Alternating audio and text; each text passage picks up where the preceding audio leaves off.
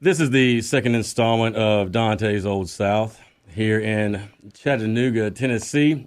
In this installment, with a much firmer seat on the horse, we have a group here that honestly I wish I could take credit for putting in the same room, but it's always the whim of the friends that I'm with and the family that call themselves close to me, hopefully still after this show. And amongst these folks, we have fantastic people who bring words to life with a flair of the South, or the reverberations that touch from here to other outposts as far as New York, some that have come from as far away as California, that have nestled around this area and found a place to sit and feel safe, not just lambasting the way that society has treated the arts, but maybe a way that we can cure the ill that makes poetry reading so dull and musicians feel so alienated from one another, that prevents us from sharing with each other, and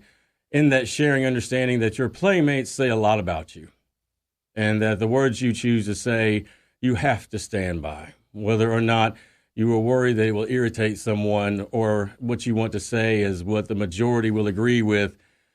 There is an independence involved, but there's also the greater family and the networking that comes along with it that creates a hub and a strength that you don't lose yourself in. And example, the Southern Collective experience, that when I sat down with a few friends to think about, well, what is this thing? And it's not going to be about just what's below the Mason-Dixon line, but what is this Dixie feel that Led Zeppelin takes to make their blues music work? And the same thing with the Black Keys out in Akron, Ohio, and from the blues out to jazz, out to what these sounds mean, whether they be from an instrument, whether they be from a voice that is singing, or one that is trying to make through iambic pentameter or free verse or rhyme, even in a lullaby sense, to lull you as the listener, as the participant within the audience, to feel safe, whether what they're talking about is tragic, or one of falling in love, or one of falling apart.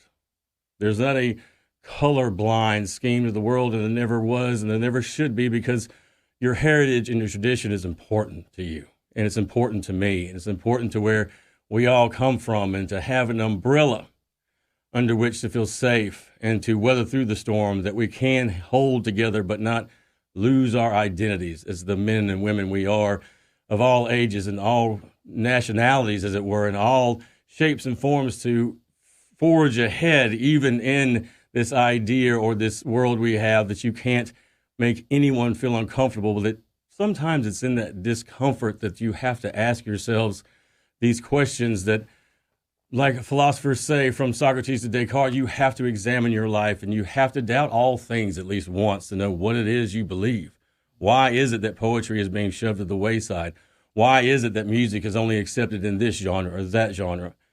When I sit down with all of those that I have been blessed enough, even pay me a minute's attention, we all talk about how do we take this back? And you hear artists moan and cry and snivel all the time, but then when you sit down together and say, well, how do we change it? How do we make this better? How do we make this symphony that we all have as pieces in ourselves resound in a way that's not just dramatic, that's just not through one drunken night, that when we wake up and the hangovers wear, we say, we're still going to do this. We're still going to make this happen. So how do we make this happen? And there are going to be missteps and trips, and some of us might show up late, but we all mean well, and we want to forge ahead and not fit a stereotype, not be the cliche. When I read for PBS, they asked my agent at the time for me to pick a poem that meant much to me, and I picked Bukowski's Poetry Readings. And it starts out, poetry readings are some of the damn saddest things ever. And I'm not the one to look down and say, we're going to make this all new, but sometimes you do. And the reason that we were speaking just off in the hallway a moment ago is that even when we're in these readings and we're the ones that are reading, we think this is so dull. You know, how do you blend and make really a festival of words? You know, and then when you promise these grand things that artists are often apt to do, and then when the rubber hits the pavement and people come to the show, it's the same boring thing that they expected. You can't call them poetry readings because people will run like hell. You have to find another way to bring them in, to trick them in. But once you get them in, it's got to be a show that they walk away from breathless and maybe spark something in themselves to wake up and say, I don't feel so dead anymore. Maybe I want to write. Maybe I need to write. When people ask me, how did you become where you are? How did you write what you are? I don't think about what I did by myself. And I'm not saying this because I'm surrounded by my friends in the studio who might punch me in the face. I say this because it's true. It's not just what you do, but those that you surround yourselves with, because art in itself, once you become a success, you become very cagey, I've seen. And you become very, this is mine. This is where the line is drawn. And just like with any other business, it's about with whom you work. It's about those that you bring in. And to sit there like I am now with almost chills over me looking at these faces that mean so much to me, because they do. And they've graced me, and they've graced this station, and they've graced each other with meeting each other. I talk to some of the musicians here and say, I've heard your sound, and I've heard this other guy's sound, and I know you guys haven't met, but it's, when you sit down, even if you walk away and you don't really dig what each other have done, there's a connection made there. And maybe they know somebody else, their friend in their circle that I haven't met that will help them along. And it's never to say, I want credit for this, or I want her to have credit for this, or I want him to have credit for this. In a very altruistic kind of way, I want it to just be better so that there's more music around. And how do we maybe make a trail that Sherman burnt in the Civil War era that made people a little off-put by the Yankees, but we've forgiven them over time, that in this same trail we rebuild that damage with all the voices in music, from starting in Chattanooga, going down to the Rome area, maybe us making a stop off in Jasper, Georgia, before hitting Atlanta, to spending the night down in Athens and seeing the ocean in Savannah. What if we did that? What if?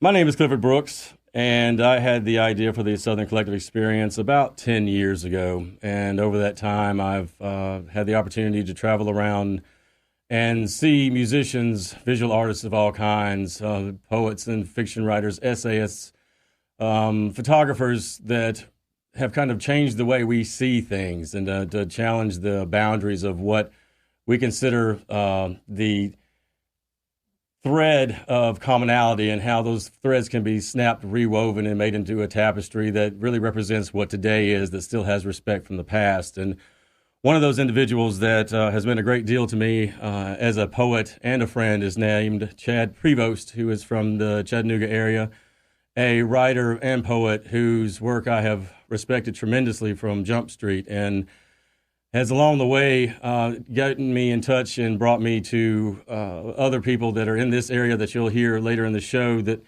have made my career flourish. And Chad's previous work has been one that has enriched my life, and his current book, The Blue Demon, that he's reading from today, has made some waves, and it's something that I'm glad is out there and that other people are able to read. And so Chad will be up here today to read from his book and talk a little bit about how Chattanooga is making waves in the world of literature. Well, thanks, Clifford. It's really incredible to see what you have been just kind of organizing and bringing together. It's great to be a part of it. From the first time a few years ago when, kind of out of the blue, you asked me to blurb your book. And I was like, all right, sure, dude, I'll blurb it. But it was some really cool stuff. But who knew, your persistent energy and the way that you are a kind of a magnet, a centrifuge. You bring people together, and it's happening. And I'm starting to believe, a little bit, because honestly, over the past few years, I've been feeling just kind of what does it matter, to keep writing poetry, I'm working on novels, but the poetry sticks with me, and I wonder, but why, if there's nobody, really there to read it, or there's not much of an audience. And in fact, when I met with Genesis, he was like, well, what's going on in the community? Ted set us up to talk. And I was like, well, to tell you the truth, I don't know that there is a whole lot going on right now. I mean, UTC, the Meacham Writers, does do readings every semester, and that gets a kind of an audience. But they're losing funding, not getting as much funding as they used to. There's a lot of great funding for the digital arts and the graphic arts here in Chattanooga. And there's a nice music scene, but where is the literary scene? Not much of one, but maybe there is. So I'm starting to believe, man. So it's good. Thank you. Thanks for that. I'm going to read one poem, and this is a poem that I was trying to channel Jack White's voice after I was really inspired by his like charismatic performance on this show where he was playing at Blackpool, where I understand the Beatles and other famous people have played. So this is me channeling Jack White. And the title is Jack White Speaking Telepathically Under the Blackpool Lights. You know, Meg, right now, with my hair flying in my face, your kick drum thumping in my ribs, the distortion shredding our ears, it's like I'm not even here. See how I channel their fury even while speaking to you like this? Everyone says it takes guts to get up here, just me and my 1960 airline JB Hutto, and set thousands on edge, stomping and pumping their fists.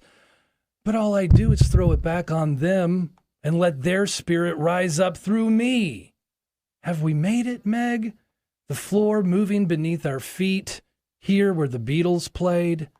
I don't care what you say, this is life. I know you didn't want it this way, to start as my wife and end as my sister, but White isn't my last name either. We're both pretending, and it's worth repeating, just as I'm repeating the When I Hear My Name refrain for the third time. One more riff and we switch to halftime. Ready? Shut up? I know you know. Sister, sweetheart, how did it all wash away? Was it someone else's dream? Remember how we'd get swallowed in our own noise? White noise, the clubs called it. Whatever it was, we were empty as the waves giving themselves up against the white cliffs at Bristol this morning. We had to be recognized, and now it's not even us they know. Tonight, I believe in time, the way it slows like this, and you have to fill in all that empty space with feelings you didn't even know were there. The way it leaves you at the back door, forces you to swallow your heart and spit it back up. You're a maniac pounding those toms. And you love it when I speak a little irony, just like you love it when the critics say you can't keep time. What do they know about time? Once, when we were the ones on the fringe, I believed in my myth. Now, see how I spin in the dizzy center? Thanks, Chad. After that deep breath I need, which he thinks I'm being dramatic, and I am not, to come back into this room, I see Jennifer Avery sitting beside me, who has been lucky maybe not enough to know me since 1995. She has seen me through some of the worst things in my life and some of the best. And the entire time, what I remember is that she had a song in her, and she had a way of saying things in her dialect, which she'll tell you she's turned on the ear of Jane Austen towards Shakespeare to make the South not less twangy, but with a whole lot more to sing about. She has been a poet as long as I've known her, and a novelist just in the last few years that she's made known to me. And she's here today to share the words that I hope that you'll see have made a world of difference to me. Jennifer? Thanks, Cliff. I appreciate that a great deal. And it was 97, by the way. I ain't that old. Okay. As Cliff said, yes, I'm a novelist and I've been a poet, but I've always considered myself more of a novelist than a poet. It's just I've never actually managed to finish anything, but eventually I will. I'm actually an editor as well, and that's my downfall, is I like to edit almost more than I like to write.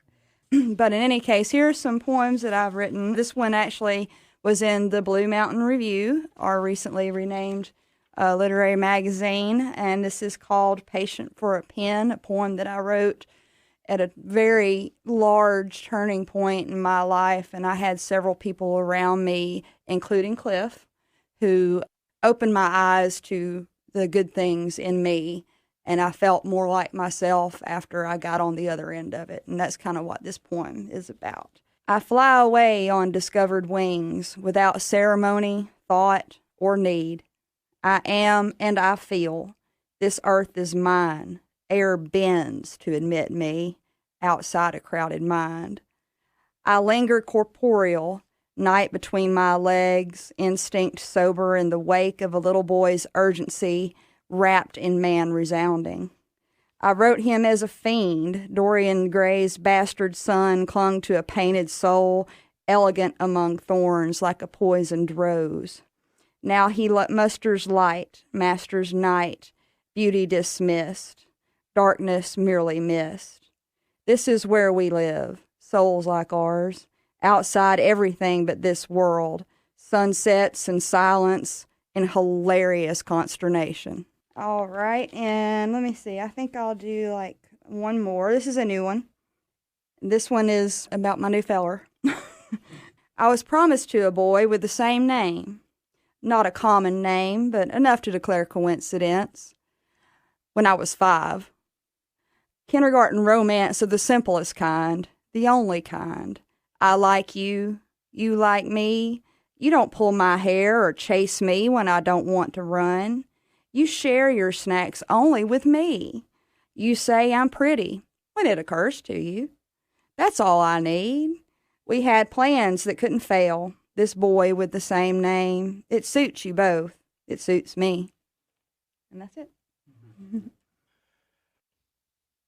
My name's Matt Youngblood. I'm with WYYZ. I take care of the music side of Dante's Old South. I grew up in Young Harris, surrounded by amazing talent, and realized that a lot of times that the opportunity doesn't go with that talent, and had a chance, and luck would have it to find myself a co-owner of an amazing hometown radio where our drive and goal is to promote and push local artists, and became a real passion in how we got involved with Cliff and working with WUTC, and it holds that same thing. And right now, let's welcome Mr. Tyler Frush.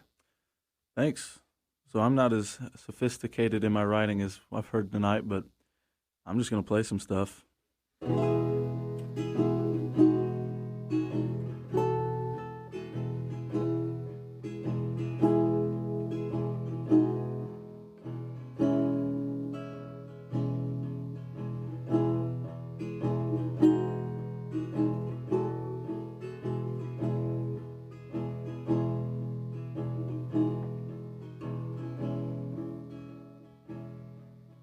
I know you loved her. I can see it in your eyes.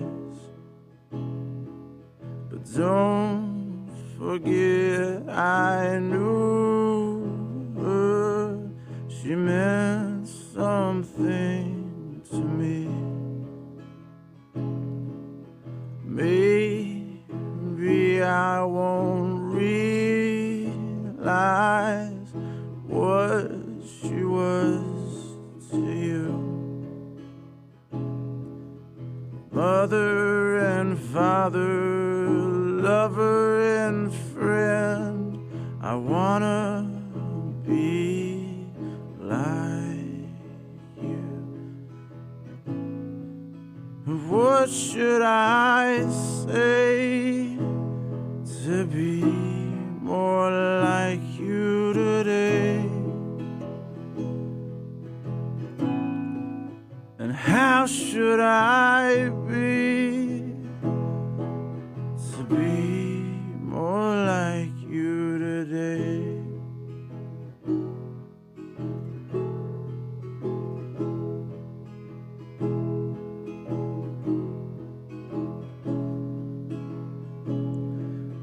I watched from distance and only saw her face.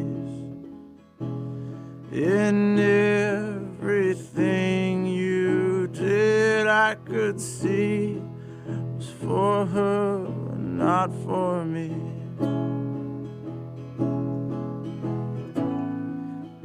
What should I say to be more like you today?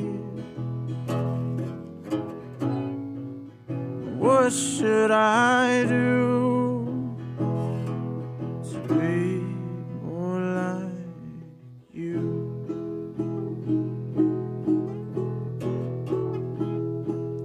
Oh,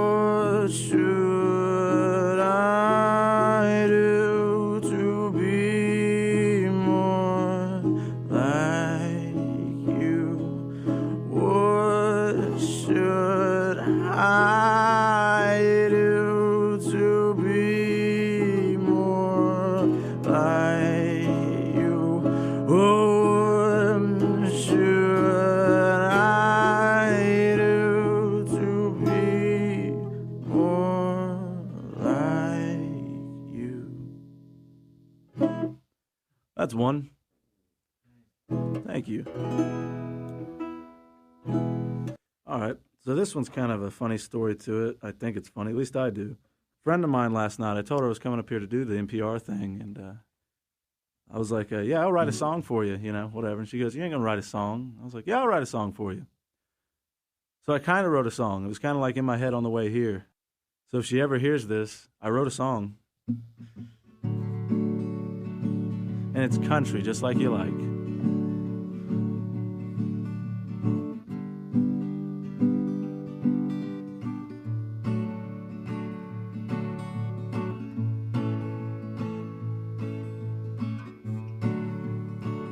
Ooh, Alabama born, oh, she's Alabama raised. Everybody loves her and they think she thinks the same.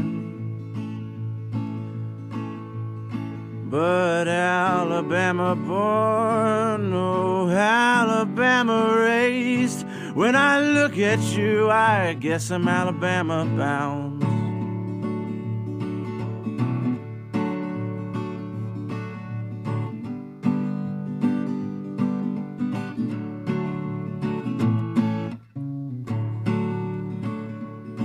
Oh, Alabama born, oh, Alabama raised. Every word you say makes me stop and look both ways. Oh, and Alabama born, oh, Alabama raised. I guess I'll be Alabama bound by the time I'm done with this song. I'll be running back to you. Alabama born, oh, Alabama raised. I guess I'll be Alabama bound. That worked. This next one is called Just a Fool, and it's the one that, you have to play at every show because it's the one people know.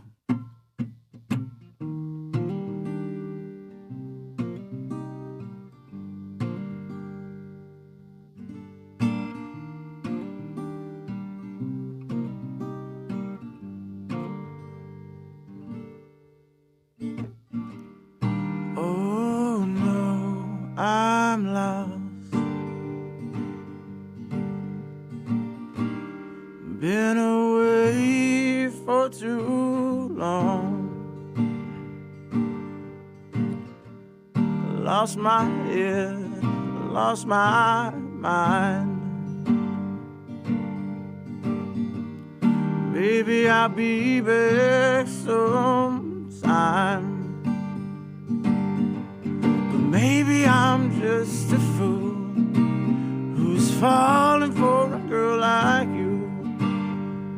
Maybe I'm just a fool who fell for you.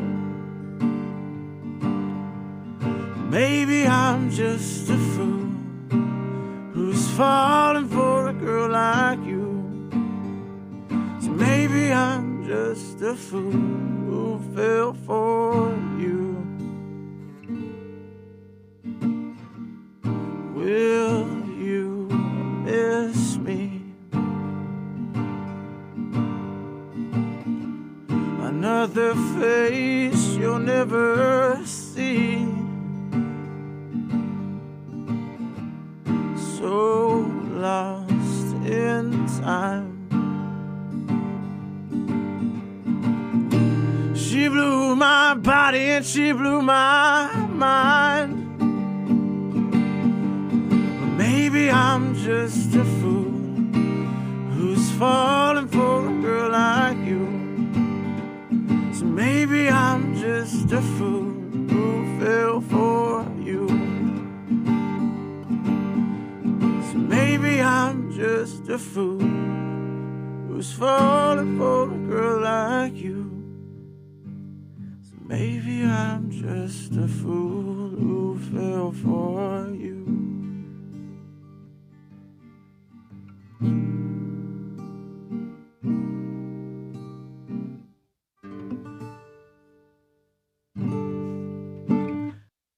Where can people find out more about you? Well, I have a website, tylerleefrush.com, and that's F-R-U-S-H is the last name. You can Google me. I'm on Spotify, iTunes, Google Play.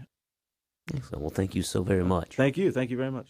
We have a man that I have met very recently, yet feel like in a very true way that I've known for much longer than that, and he goes by Genesis, and he should. He gave me, as Chad said earlier, a boost and a true electric shock that what I was doing in a time where I began to wonder, is this vehicle ever going to crank? I don't worry about that so much. And when I met Genesis, there was a friendship there that was immediate and rang true, and he is a writer and a poet, a man who is tied to not only the social scene, but how does one make the social scene and society better? He has quickly become somewhat of a hero to me, and I don't mean to inflate his head at all. I just truly want it to be known that that is the way that I see the truth now. And Genesis is here. He is gracefully living in the Chattanooga area and making things change here for the better. And this is Genesis with a poem for the public. I'm Genesis, poet. Trying to live life for a living if I can. Is it cool if I share too? Okay. This first one is called Land of the Living. When I wake, I wipe the crust from my eyes. Well, maybe it's that window in between that I need to clean on the most. You see, I was riding with a fox, no adventure of the gnome, surrounded by everybody, still feeling all alone. I whispered to myself, schizophrenic while at home, and in any minute, turn sentimental sentences to poems, the life of an artist, to resurrect and bring the dead life like Lazarus just stepped in your apartment, or better yet, the darkness, or better yet, a tomb. Hafiz said I need to pour light into a spoon and raise it to nourish any parched mouth inside the room. So the lyrical's umbilical is near the womb of spiritual, and words like butter, they fly inside a cocoon, lightheaded. I done felt all these dreams inside a balloon. You should hang on to the line that could take us up to the moon. That's just some thoughts I had in my head. I wanted to share the ramblings, but yeah, that was it. That was that one. All right. Now I'm going to read a poem that I wrote down. Here we go. I am more alive now in this very moment than I've ever been in my teeny tiny life, which is why I write, in hopes that these prayer-like poems can be answered through a multitude of moments just like this one. Thank you, Genesis. That is but a taste of his cup that runneth over. Next, we have a guy that I met in Athens that I will have to say I had to have run into on Facebook. We talked back and forth about poetry and literature and decided one day Athens is a cool place to live, where I was at the time and where I'm from. Go Dogs. And so, with that being said, Peter and I met at a bar called The Globe and began to talk about the state of the world and in specific that of literature.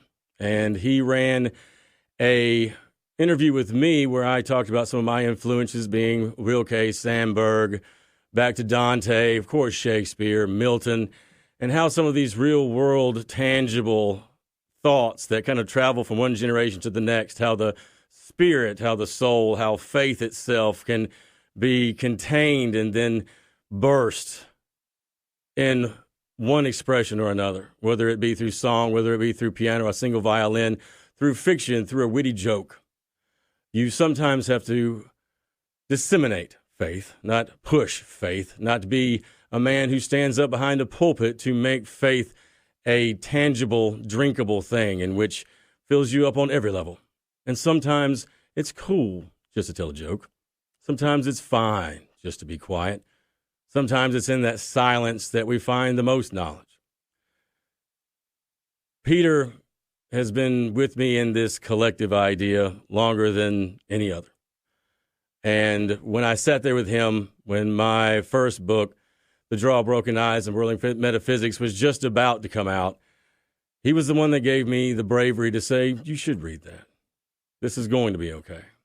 And in that moment, he handed me a few of his pages and said, I seem to write on occasion, which of course ended up being some of the pages that I still have on me and some of those that I refer to and are still words that open the door for me from one muse to another. And now Peter M. Restuccia is here to read a little fiction for us. Peter? All right. I'm actually, if it's okay, I'd like to read two pieces. Is that all right? I'm going to start with some poetry and then do one of my modern takes on an old story. So, starting with the poetry. Asperge me with hyssop and I shall be clean.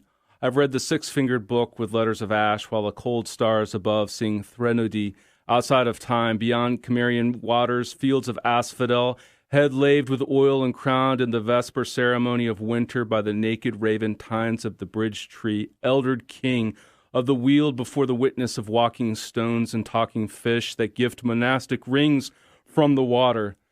The burning wheel turning to the Idas date woven silver and gray, royal thread, fateful of the swans in the night, I am made noble and holy by the pass. I carve my name on the walls of the cave far below the earth. There is a small river there. You follow it in and follow it back out again. The world serpent belted in woman's regard, woman pale and the natural coiffed by the night that veils her eyes from the unhatched creation, broken by Phanes' light, with golden teeth, son of the morning, born not wise but knowing the wings of knowing, music of the spheres, fall with him descending the fugue of worlds, deeper purpling of heaven into the earth's, with petals of the living rose and the ghost lily of all that's holy fury, this, the turn of this to the other, accompanied by triumphal horns, calling out to the shores, to the distant reaches and waves before laws settle into writ and declare in the firm what is. Now, this is my own version of an old story. This is the Three Bad Wolves. The three little pigs were holed up in the brick house, and no matter how hard Big Bad blew, it wasn't coming down. Big Bad figured that was the way it was going to be. But he had to try anyway and gave compulsory effort. He trudged away, head hung low and belly empty. The pigs mocked him from within the brick house. Maybe you need to hit the gym more, Big Bad, the brick pig called. It was an intentionally ironic comment, of course. Brick Pig and his brothers, Straw and Stick, were notorious consumers of junk food and, strangely enough, diet cola. They spent long hours reclined on lazy boys watching TV, strangely enough, sports television. Big Bad made no reply. The words stung his ears. However, despite the pride he took in being the Big Bad Wolf, the wolf wasn't too full of himself to not seek assistance, as long as it was from his own family. Big Bad made his way to the pool hall where Middle Bad sharked it with foxes, badgers, and other unsavory types. Man, I'm game, Middle Bad said when informed of the situation. He packed his Beretta and a stiletto, and the two wolves went back to the brick house. The candor of football blazed out of the house. Within, the three pigs sat in a stupor, glutted on cola and video. Little pig, let me in, Middle Bad intoned. It was an age-old refrain. Silence followed. Middle Bad looked to Big Bad, wondering what to do or say next. For lack of a better idea, Middle Bad repeated, Little pig, let me in. Huh? One of the pigs, it was hard to say just who, responded. There was a loud belch. What, are you kidding me? Jeez, give me a break. The reply was a non-traditional and very disrespectful one. Enraged, Middle Bad roared, Then I'll shoot you full of holes, and he opened fire with the Beretta. The bullets made pockmarks in the brick, but could not penetrate the walls. Middle Bad, in his rage, emptied the entire clip. Disheartened, the two wolves left the premises. They agreed to go to Little Bad Wolf, who was at that time engaged in a debate about supply-side economics with a squirrel at a local pub. Little Bad agreed to assist his brothers, and the three bad wolves went back to the brick house. Little pig, hey, we just want to talk, Little Bad said. The TV inside was booming, but suddenly turned down, and the rapping of cloven hooves on the floor drew close to the door. What? Talk? Talk about what? You ready to come to terms? It was Straw Pig speaking. Well, sort of, Little Bad said. What do you mean? Well, here's the thing. We're wolves, right? Silence followed. Little Bad continued. We're apex predators. This means we have to prey on you. You're our game. Without you, we couldn't exist. Yeah, well, I guess we just out-Darwined your ass, didn't we? Stick Pig broke in. Little Bad chuckled and waved down Middle Bad and Big Bad, who were both incensed at the words. Well, you have and you haven't. What do you mean? Brick Pig asked. Think about it. We're apex predators. We need you to survive. But you see, you need us too. Without us to call your ranks, you'll overpopulate, consume all available resources, and the next thing you know, instead of one of you dying, you all die. And a slow death too, as opposed to the one we offer. You'll starve to death. Just think, no potato chips, no diet soda. Hell, I bet the way things go, you'll lose TV too. This was unthinkable to the pigs. But Little Bad's words added up. They made sense. Well, what should we do? Brick Pig asked. I'd kick the other pigs out, Brick. You're obviously the fittest. You're the one who should survive. You're the one who built the house out of bricks while those losers were lazy and went for straw and sticks. Kick them out. We'll sort out the rest. The sounds of a scuffle and squealing followed, and momentarily the door popped open and Straw and Stick came flying out. Let's get 'em, Big Bad said hungrily, as the little pigs dashed around madly looking for cover. No, wait, Little Bad said and held his brothers back. When Straw and Stick exhausted themselves and waited for the end to come, Little Bad approached them. Are you going to eat us now? Straw asked. Oh, no. Look, this is an opportunity for you to learn new behavior, adapt, evolve. We could enter into a new partnership, interspecies cooperation, you know, symbiosis. Okay, what do we have to do? Stick Pig asked. Little Bad got the Beretta from Middle Bad and handed it to the Straw Pig. You shoot Brick Pig, and you're in, Little Bad said. Straw Pig took the gun and went to the brick house. He knocked on the door. Straw? Brick Pig asked. Yeah, quick, let me in. I got away from the wolves. I was too fast for them. So much for all that apex predator stuff. Lonely and guilty, Brick Pig let his brother in. Within minutes, the flash of igniting gunpowder lit the TV room. The wolves went in, taking Stick with them. They made short work of Brick's body, and it was soon roasting on a spit in the hearth. Straw and Stick were made to wait outside. At one point, Little Bad said, in between mouthfuls of roast pork, "Thing is, fellas, you got to let the pig let you in. Do that." And he got it made. My name is Clifford Brooks, and I'm from Athens originally. Grew up all over North Georgia. And I wrote a book that was published 3 years ago that's still available in all greater bookstores and smaller, online and off, called The Draw Broken Eyes and Whirling Metaphysics. Sounds like a terribly long title, and that's because it's 2 books in one and has an epic at the end called The Gateman's Hymn of Ignoratium that includes a 4th previously unknown afterlife in homage to Dante that includes some of the horror I saw while working for the juvenile justice system and then the Department of Family and Children's Services. From that start in the world of poetry, I learned that there is a great deal to be said about teamwork, marketing, advertising, being true and selling exactly what it is you say you have and not being apologetic for what it is you do, nor thumbing anyone in the eye over it. I'll read one poem from that book, Whirling Metaphysics in particular, called Cold Rain, and then I'll move on to 2 other poems that are in my upcoming book, Athena Departs. Cold rain. Sleet is doused down like chicken feed. Guys leave their wives in warm vehicles to do what men do in Home Depot. One truck has a broken heater, the condensation too thick to see inside. A taillight is broken, doors two-toned. The bumper sticker reads, "The South shall rise again." And do what? The next 2 poems I'll read now are from my book being released next year called Athena Departs. And the first of these is called Meeting Old Man Scratch. Old Man Scratch seems sat back easy on my front porch, slouched in a chair where my grandmother snapped green beans during times men were more crossroad wise. Predestination or not, Granny knew her eldest grandson as one who would welcome calamity for more celebrity than he can carry. There is black magic around my enchanted choice of occupation, but it is the music that keeps a fire in men.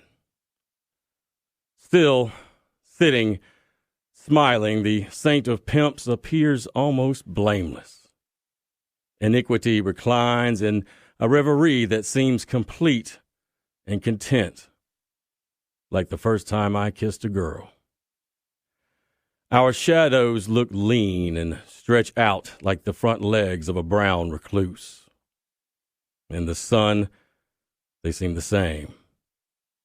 Barely a breathable distance between us at any time, it's deliciously brutal. It is nothing new. There's too much truth in Georgia poet voodoo to let me forget that my mama and a monster have an equal share of my tombstone stock. There's a tally taken for every untouched flower I pick, promise forever, then only keep a single evening. There are spells in ink up both my arms to squirm a few more weeks of Sundays, to stay in the sun until my wendigo wise up. Mad-rushing memories have immortalized motels in Athens and romances in Rome. This restlessness is from knowing there's a hard time to get on with. I try not to make my folks fuss too much. I've got one's good sense and the other's talent for thinking around it. Morality is best left to Milton. You see, I've got a $100 bill and golden fiddle built in when the world, during a rave or Easter morning, ends on a high note. But digging back into the devil, my only 2 cents sneers out. Bring on the rapture. I'm sure paradise is boring if all the women there are pure. I've got better things to do than worry about fear, forgiveness, and you.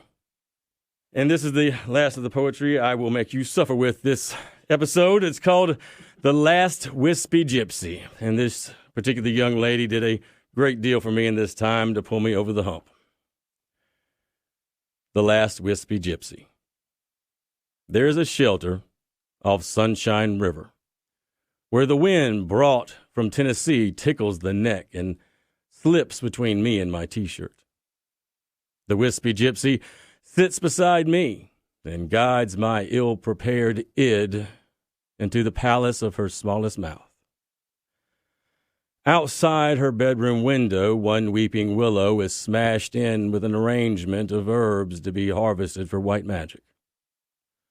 A Japanese maple looks out of place among its plain leafy cousins, like Gandhi selling fake Super Bowl tickets at the Times Square. The land is her curve, her swerve, and the nexus of her intelligent conversation. It's the final virtuous thought I'll have this evening. Virtue. That is nonsense. Boring morality. A negative flesh worn in the city. It is scoffed and skinned off before I cross the threshold of her delicate balance. There's no worry once the door swings closed, shoes off, and pajamas put on that now are worn through from mad fun on a trampoline. There are no cats, and only one hound comes around when a harvest moon is highest in the unfeeling sky. Motorcycles are no strangers to my vehicle blue in the day, silver in the shade, whose owners, those motorcycles, who show up in various states of sober, as I am apt to do. A lava lamp goes all night as the wispy gypsy furiously fights the forest back from taking over her front yard. Nearly always nude, she rattles the rafters with an unapologetic, bawdy voice. That sound and its maker, the long moan and the minx, are out to worship Gaia's unfading freedom, worn only by women. I stagger in to hear her and for her to heal me, to quell the squall from notoriety and for better jokes, for curlier hair and a firmer resolve. Her homemade remedies, spicy from Serrano, open my stomach. 2 spoons of honey then finally fit between fevered lips. She woos this wolf, getting gray in his beard. Her thighs insist me into her den, to the bedroom, bumping us into a bed big enough for 2 and my ego. When in doubt, don't assume it's best to go slow. Rubbing noses, we coax out more nighttime, linger, star-bathed, with our pupils wide open, glazed against the dawn. One night, into the next day, into the next night, she's brutally honest, deeply rooted in the hillside. Too trusting, but tough. I am gangly and guilty of wanderlust. No one keeps watch down the dirt road leading back to pavement. Kind criminals often come up to take our news back. Our weekend-long WUTC is witnessed by errant crows that finally and fully cry, "Thank you." This hell yeah, hallelujah that reminds us temptation is not always tainted by torture in some second life. That is lazy introspection. It is the seed of starvation. Pharaohs sit in threes, distant, curious as to what is so wonderful about love. Love, love, love. The earth cradling us is soft and clean, as my thoughts once were. When I inevitably drive away, I douse the ground with Indian nickels in homage to the tempest who may talk with a sailor's slang, but remains sweet to every stranger. It is religious, necessary, a Texas two-step with an allegory in a short skirt. And as with every allegory, there is an end. Then the lesson learned that leaves at least one card in the deck, feeling miserably misplaced. All right, now in Dante's Old South, we're being joined by a very special guest, Mr. D.L. Yancey. My name's D.L. Yancey. I'll do a couple of songs. The first one I'll do is titled Have I Given? The background behind this song, I grew up in a Southern church. My grandfather and my father were all pastors, and my grandfather used to sing this song. We sung in an a cappella church. We didn't have any instruments, unfortunately. But as I got older, I picked up the guitar, taught myself how to play, and this is one of the songs that I decided to add to. So, Have I Given?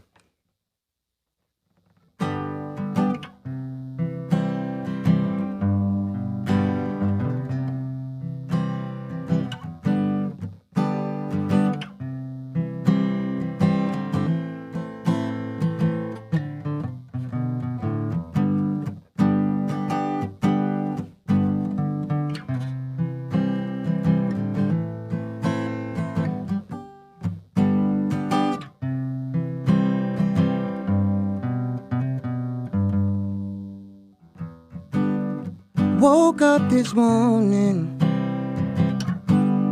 started on my way. I clocked in to work to make an honest pay, but I can't stop thinking about what I need in all day. I sit and imagine getting those things I want to receive. But have I given anything today? Have I given at least a song to sing along the way? Just to know I've done my best, and now it's time to stand the test. And then my name, it'll be with the blessed, today. I came home from work, opened my mail, yeah, turned on the TV. The world is in need of help, but I can't stop thinking about those bills, and I can't seem to get over the way they're making me feel. But have I given anything today? Have I given at least a song to sing along the way? Just to know I've done my best. Now it's time to stand the test. Fear my name, it'll be with the blessed today. Oh, today, today, today, whoa, whoa, today. And whatever happens along the way, it don't matter what happens. Each and every day, it don't matter what happens. Along the way, it don't matter what happens.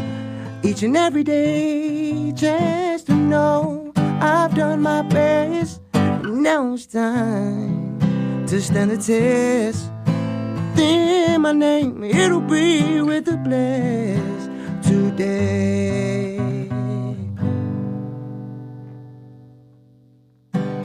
Today have I given. The next song I'll do is called Mr. Soul. And it was actually at a point in time in life to where I was trying to figure out, you know, what was I doing with myself? You know what I mean? It's kind of like you had goals, you had dreams, you had visions, things that you aspire to do. But you really wasn't putting forth the true brute effort that it takes, you know, to get it done and achieve it. And so I wrote this song called Mr. Soul as a way to kind of, you know, challenge myself to say, hey, you know what I mean? What are you doing? What are you doing? Get it together. So this one's called Mr. Soul.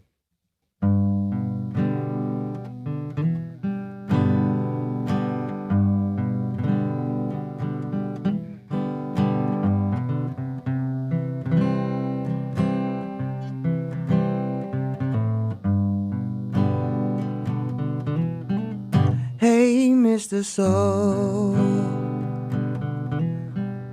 I pick up the phone and call Destiny. She's perfect for you all the time. She'll keep you straight and narrow. She's just for you. She's life's design. So let her love penetrate your heart like Cupid's arrow. Hey, Mr. Soul, I pick up the phone and call Destiny. She calls your phone every day, but that's a ringtone, you just let play. She leaves a message, soft and sweet. She says so, hey Mr. Soul, come get with me. Hey Mr. Soul, pick up the phone and call Destiny. ain't Mr. So. You taught to greet every day. Selfishness always at your place. Partying always around. You and envy always getting down. What about destiny? She's the best thing for you. So hey, Mr. Soul, pick up the phone and call destiny.